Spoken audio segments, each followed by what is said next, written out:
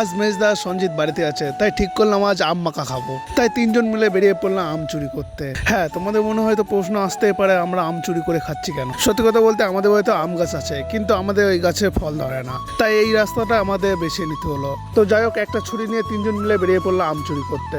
অবশেষে কিছুটা হাঁটার পরে চলে আসলো আম বাগানে। আম বাগানে আসার পরে সঞ্জিতকে গাছে তুলে দিলাম, আর এদিকে সঞ্জিত গাছে উঠে বলছে যে এই বাগানে আসাটাই ভুল হয়ে গেছে, কারণ এই বাগানে আম নেই বললেও চলে। তো আমি সঞ্জিতকে বললাম এসেছি যখন তা কয়েকটা আম খুঁজে নিয়েই যাব। তো যাই হোক, দেখতেই পাচ্ছ অনেক খোঁজাখুঁজির পরে এই গাছটা থেকে আমরা এই কটাই আম পেয়েছি। তো আমগুলো নিয়ে চলে আসলাম মামাজিদের নতুন ঘরে। এখানে এসে আগে আমগুলো ছাড়ানোর কাজে লেগে গেলাম। তারপর আমগুলো ভালো করে ছাড়িয়ে কেটে নিলাম। আমগুলো কাটা হয়ে গেলে মাখানো শুরু করে দিলাম। তার আগে আমি একটা আম খেয়ে দেখলাম আমগুলো টক না মিষ্টি। একটুকুনি কামড়ানোর পরে বুঝলাম আজ দুপুরে আমাদের কারোরই খাওয়া হবে না। আর দেখতে দেখতে আমাদের আম মাখা শেষ হয়ে গেছে।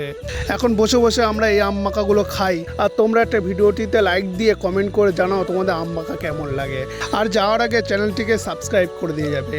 তো চলো, দেখা হবে আবার একটা নতুন ভিডিও।